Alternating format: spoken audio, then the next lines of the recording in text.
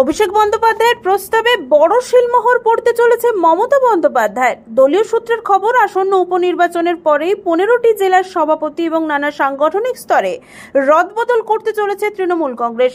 সেই সঙ্গে অনেক পৌরসভা এবং পুর নিগমের মাথা পরিবর্তন করতে চলেছে রাজ্যের শাসক দল। বেশ কয়েকজন দলীয় নেতৃত্ব জানাচ্ছেন, বেশ কয়েকটি জায়গায় লোকসভা ভোটে চূড়ান্ত ব্যর্থ তৃণমূল। সেই সমস্ত জায়গাতে পরিবর্তন তৃণমূল, এমনটাই দলীয় সূত্রের খবর। তবে 15টি জেলার মধ্যে সবচেয়ে বড় পরিবর্তন আসতে চলেছে পূর্ব মেদিনীপুর জেলাতে। লোকসভা ভোটে কার্যত চূড়ান্ত ব্যর্থ তৃণমূল এই জেলায়। ইতিমধ্যেই পদত্যাগ করেছেন অখিল গিরি, তবে মৎস্যমন্ত্রী হিসেবে রয়েছেন বিপ্লব রায়চৌধুরী। লোকসভা ভোটে বিপ্লব রায়চৌধুরী নিজের বিধানসভা এলাকার কোলাঘাটে ভালো ফল করতে পারেনি তৃণমূল। জেলার রাজনৈতিক মহলে গুজব, সেই পদে বিপ্লব রায়চৌধুরীকে সরিয়ে আসতে পারে উত্তম বারিক। দেখুন, ঘোষণা হলে বোঝা যাবে কোনটা বড় বা কার গুরুত্ব বেশি। এখন সিদ্ধান্ত নেবেন নেত্রী মমতা বন্দ্যোপাধ্যায়। অভিষেক বন্দ্যোপাধ্যায় আমাদের নেতা, সমস্ত রিপোর্ট ওনার কাছে সাবমিট করেছে। তো আমরা ঘোষণা হলেই বুঝতে পারবো কোন জেলার গুরুত্ব বেশি, কোন জেলাটা বড় ভূমিকা পালন করবে।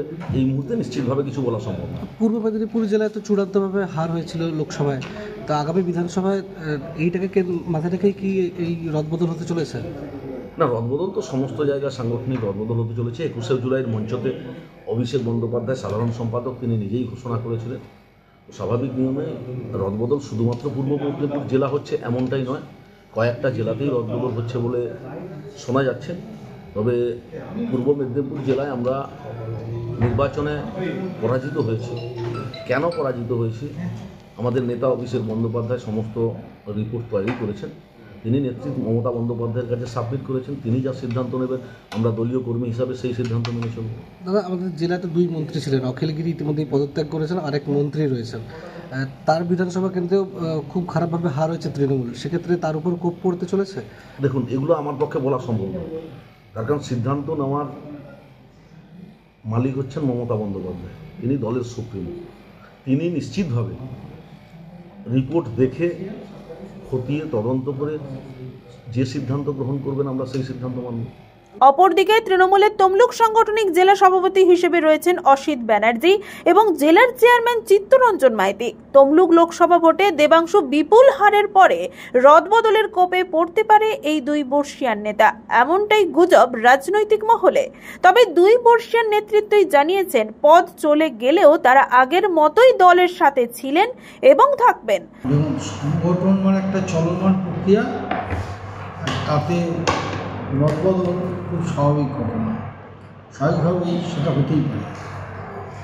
রাজ্য নেতৃত্বে যখন মনে করবেন তখন পরিবর্তন আনবেন।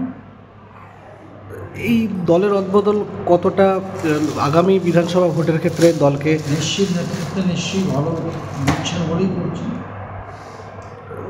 লোকসভা ভোটে তো খারাপ ফল অনেকটাই হয়েছিল পূর্ব মেদিনীপুর পুরো জেলা জুড়ে, পুরো মুখ থুবড়ে পড়েছিল বলা চলে। নেতৃত্ব তাও পর্যালোচনা করছে, ওই সিদ্ধান্ত নিচ্ছে। ইতিমধ্যেই আমাদের জেলাতে 2 মন্ত্রী ছিলেন, একজন পদত্যাগ করেছেন, আরেকজনের উপরে কি কোপ আসতে পারে বলে মনে করছেন? এটা একবারেই মুখ্যমন্ত্রী অর্থেই বলতে পারবেন না। দলে 26কে লক্ষ্য রেখে দল যাতে যা আমরা ক্ষমতায় আছি তার চেয়েও বেশি বিধায়ক দিয়ে পশ্চিমবঙ্গে বিজেপির যে অবস্থা সিকিতে নাম করে দিতে হবে। আর তো সিপিএম তো পশ্চিমবঙ্গের মানুষ প্রত্যাখ্যান করতে, উনি আলোচনা করেননি। সেই জায়গায় দাঁড়িয়ে দলের স্বীকৃতির জন্য দল যা সিদ্ধান্ত নেবে সেটাই শিরোধার্য একজন কর্মী হিসাবে। কারণ 98 সাল থেকে নেত্রীর সঙ্গে রাজনীতি করেছি কর্মী হিসাবে, হয়তো দলের স্বার্থে যা ভালো হবে সেটাই মেনে নিতে হবে মৃত্যু পর্যন্ত, তখন দলটা করছে। তমলুক লোকসভা কেন্দ্রে তো লোকসভা ভোটে সেরকম আশানুরূপ ফল করতে পারেনি তৃণমূল, সেক্ষেত্রে আপনার উপর কোনো আঁচ আসবে? আপনার পদ নিয়ে কোনো টানাটানি হবে? কালকে চলে গেলেও আমার অসুবিধা কী আছে? আমি 98 সিটের দল করছি, দল ক্ষমতা আসবে কি ভেবেছিলাম, আমার দলের এই পদ দিবে দল, এটাও ভেবেছিলাম। দলকে ভালোবাসি, নেত্রী মমতা বন্দ্যোপাধ্যায়কে, তার আদর্শ দেখে কংগ্রেস ছেড়ে আমরা তৃণমূলে আমি এসেছিলাম। মার্ক্সবাদী কমিউনিস্ট পার্টি বাংলা থেকে যাক, সেই লড়াই আমি 98 সাল থেকে সিঙ্গুরে প্রত্যেক দিনই গেছি, নন্দীগ্রাম সব আন্দোলনে আমি যুক্ত ছিলাম এবং সেটার নেত্রী ভালোভাবে জানি। ওতে পদ থাকার না থাকার কি আছে, আমি দলের কর্মী হিসেবে থাকবো যতদিন বেঁচে থাকবো। যে 15টি জেলায় রদবদল হতে চলেছে তার মধ্যে পূর্ব মেদিনীপুরে সবচেয়ে বেশি রদবদল খুব হবে। ভালো কথা, সেই জায়গায় ভালোভাবে আরো ক্ষমতা অত্যন্ত আনন্দের। সেই জায়গায় জেলার দুই মন্ত্রী ছিলেন, অখিলবাবু আর বিপ্লববাবু। অখিলবাবু ইতিমধ্যেই পদত্যাগ করেছেন। বিপ্লব রায়চৌধুরীর বিধানসভা এলাকাতেও খুব ভালো ফল হয়নি, সেক্ষেত্রে মন্ত্রিত্ব কি থাকবে? তো বড় কঠিন প্রশ্ন আপনি করছেন। নেত্রী মমতা বন্দ্যোপাধ্যায় যদি কালকেই মনে করে চেঞ্জ করে দিব, অভিষেক বন্দ্যোপাধ্যায় যদি মনে করেন দলের সেকেন্ড ইন কমান্ড, যা ভালো বুঝবে করবে, আমার বলার কি আছে। এই রদবদলটাকে কেমন হিসেবে দেখছেন? খুব ভালো, দলের স্বার্থে যা হবে সেটাই মঙ্গল। তৃণমূলের এই রদ বদলকে কটাক্ষ করতে ছাড়েনি বিজেপি। বিজেপির দাবি, যে সমস্ত নেতৃত্ব পদে থেকে কালীঘাটে টাকা পৌঁছতে পারেননি তাদেরকেই সরিয়ে দেওয়া হচ্ছে।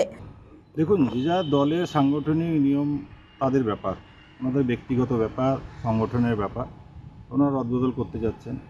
আসল মোদ্দা কথা হলো কালীঘাটে টাকা ঠিকমতো পৌঁছতে পারছে না যারা, তাদেরকেই এখানে পরিবর্তন করা হবে, এটাই আমরা শুনতে পাচ্ছি। ঠিকমতো টাকা পাঠাতে পারছে না, সেই কারণে তৃণমূলের পক্ষ থেকে যেটা বলা হচ্ছে যে যে সমস্ত এলাকায় ভোটে ভালো ফল করতে পারেনি সেই জায়গায় নতুন মুখ আনা হচ্ছে। ওটা কোনো কথাই নয়, ওই একটাই হচ্ছে ওনাদের অর্থ। সব ব্যাপারে টাকা ছাড়া ওনারা কিছু বোঝেন না, ডেভেলপমেন্টের ব্যাপারে পশ্চিমবঙ্গে কিছু নেই। তো সেই জন্য যেসব তৃণমূলের নেতারা কালেকশন করে টাকা পাঠাতে পারছে না তাদেরকেই পরিবর্তন করা হবে।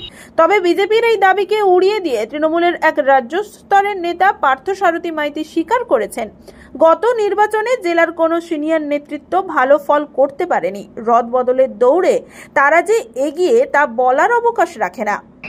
অভিষেক বন্দ্যোপাধ্যায় ভোটের আগেই বলেছিল যে যেখানে হারবে, বুথে হারবে, তার প্রত্যেকের বিবেচনা করা হবে, ভোট পরবর্তী সময় কিভাবে তাকে সেই জায়গাটাকে পুনরুদ্ধার করার জন্য কি ব্যবস্থা করা যায়।